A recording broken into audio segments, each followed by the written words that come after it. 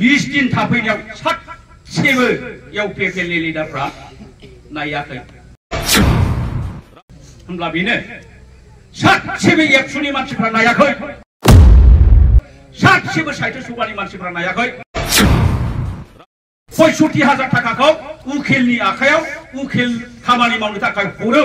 किन्तु जायनाखि जेल जानाय जायनाखि बहाबा थानानै हामा हाथा मुंख्लं जालांनाय बे बिथांमोननि संसारनि थाखाय बिथांमोना थाखा गरसेबो दासिमबो अनुदान होनो हायाखै आरो होआखैबो दिनै बिथांमोनहा अनग्रामोनब्ला बिथांमोनहा नायग्रामोनब्ला दिनै दाखालि 20 दिन थाफैदोंमोन ना न'आव खोनादों दा 20 दिन थाफैनायाव सासेबो इउपिपिएलनि लिडारफ्रा नायाखै होमब्ला बेनो सासेबो एबसुनि मानसिफ्रा नायाखै सासेबो साहित्य सभानि मानसिफ्रा नायाखै सासेबो बे परिबर्तन सरकारनि जायनाखि दैदेनगिरि बिथांमोन नुजाहैयाखै रायलायहैयाखै बेफोरखि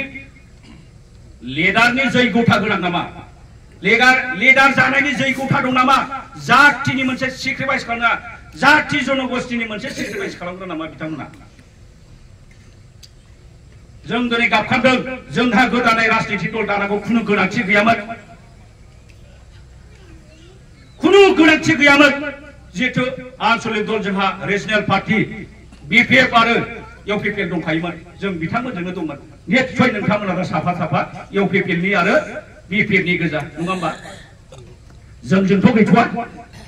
रायजो राजा हिसाबै जों मिटिं खालामनायखायसो दिनै नोंथांमोनहा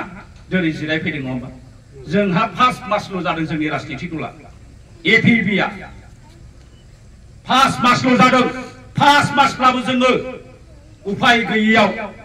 जोङो बे राजनिति दलखौ दैदेनलांनो थाखाय जोङो लिडार बहायनानै आरो जों पावाराव फैनो थाखाय जिहेतु नैबे फैगौ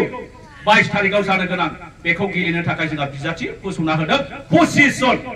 गासैबो समस्थियाव जोंहा माखासे केन्डिडेटनि क्राइसिसनि थाखाय जोङो फसंजोबनो हायाखै रायजोफोर दा बेनिखायनो सिन्था खालामनांगोन दिनै नोंथांमोनानो दुखु सुखु दिनै भुगिबोनांनाय हिसाबै नोंथांमोनानो दिनै जोंखौ दिनै बासायबोनाय हिसाबै नोंथांमोना सिन्था खालाम बै 34 बोसोर नोंथांमोना दिनै बासायबोबायब्ला बे 5 बोसोरनि थाखाय नोंथांमोना हाथारनांगोन जेरैखि जाबाबो बे जितु जिरेन बसुमतारीखौ देरहासार खालामहोथारनांगोन खालामहोनो हागोन ना रायजो हागोन ना हाया मानो सिरि अरनादया मोनखायो फिम किसाना मोनखायो सोरबा सरकार फैब्लाबो दिनै जों फैब्लाबो नोंथांमोननि लामाया जाखागोन खुन्दुं थफ्लासेया जों सरकार दाब्लाबो फैखागोन थिं बान मोनसेया माबा मोनसे जों सरकार फैब्लाबो फैखागोन आइ न'फ्रा जोङो सरकार फैब्लाबो मोनखागोन सोरबा फैब्लाबो मोनखागोन बे सरकारनिसो आसनि बबेबा सेन्ट्रेल बबेबा बिटिसि बेफोर स्किमा गासिबो बारग'आ दिनै नोंथांमोनहा इपिपि राजनितिक दलनो दानफारनि सावगारियाव भट होयोब्ला नोंथांमोननि स्किमफोरखौ दानगोन होननानै बुंनो हागौ आरो दानजानोबो गिगोन बे नङा आरो बेखौ रावबो दाननोबो हाया दिनै बिथांमोना मा प्रतिश्रुति होआमोन मा जुबान होआमोन बिटिआर सुक्ति जाजेननायाव प्रमद बर' आरो गबिन्द आरो फेरेंगामोना बे जायगायाव फैनानै गरे गरे साखिनि बुंदोंना बुङाखै हा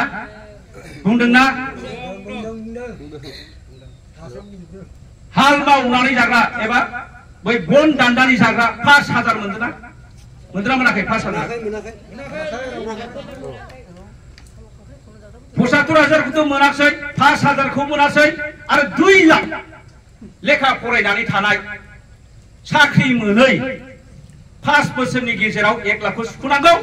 1 लाखखौ सुख'नाङा फ्रि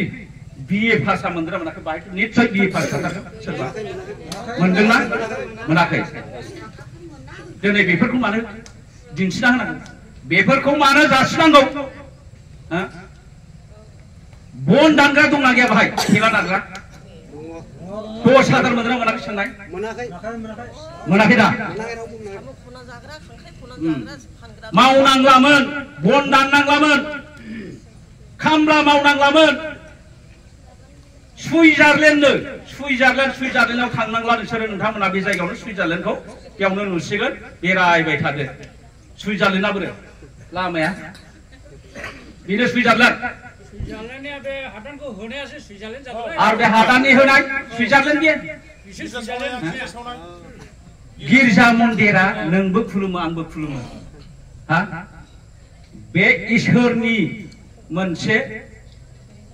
थानसालि नङा होमबा जोङो बेयावनो जोङो खुलुमनानै जोङो बावनो प्रार्थना खालामनानै जोङो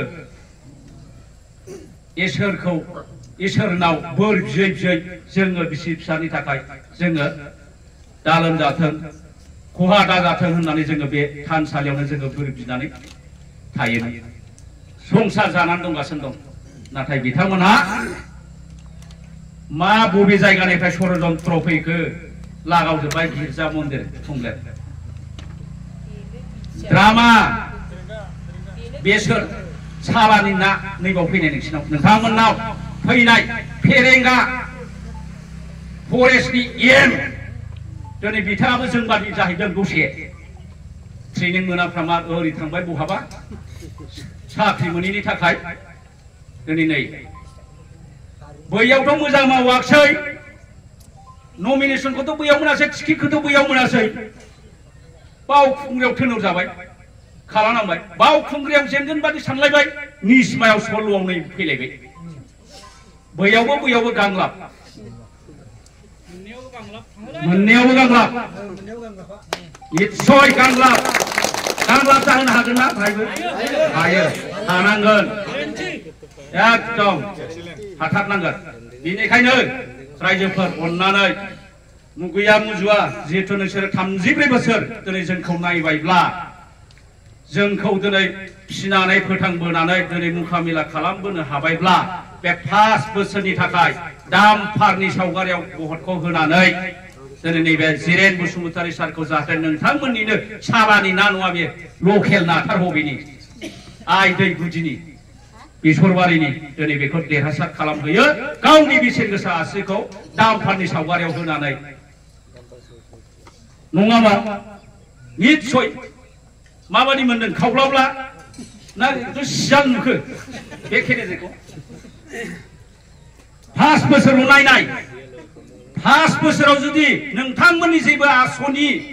मोनसेबो खानाय दोंसेबो जुदि मावनो हायाब्ला बिथांनि माबाखौ बेखिनियावनो फोजोबदो जेरै दा इउपिपिएलखौ फोजोबनो नागिरदों जोङो इउपिपिएलाथ' स्रां मोनफ्रामबो समस्थियाव देरहानाय नङा दै रायजोफोर इउपिपिएला सरकारबो दानो हाया आरो केन्डिडेट हिसाबैबो मोनफ्रामबो समस्थियाव देरहानाय नङा अदालगुरियाव इउपिपिएल हिसाबै बिपिएफखौ फेजेनदोंमोन एबार अदालगुरि बाक्साया स्टार्ट खालामबाय इउपिपिएलखौ परिबर्तनखौ गावनि उदैयावल' परिबर्तन होनो दा हरैहाय दा बे मोननै जिल्लाया फेजेनग्रोगोन ओमफ्राय नैरैहाय सासे सानै बहाबा उथिनो हागौ खिन्थु निस्मा हिसाबै चिरां हिसाबै गैला इउपिपिएला जिर' बे दा बेनिखायनो दिनै नोंथांमोनहा बिपिएफआवबो थानो हागौ दिनै इउपिपिएलआव थाजोबनो हागौ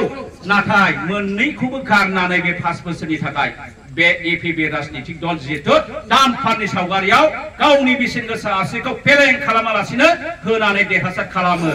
आं बेखिनियावनो बुंनानै आंनि सुंद' बिबुंथिखौ फोजोबनाय जाबाय गोजोन्थों बे समाव आङो आदा कमल नार्जारिनि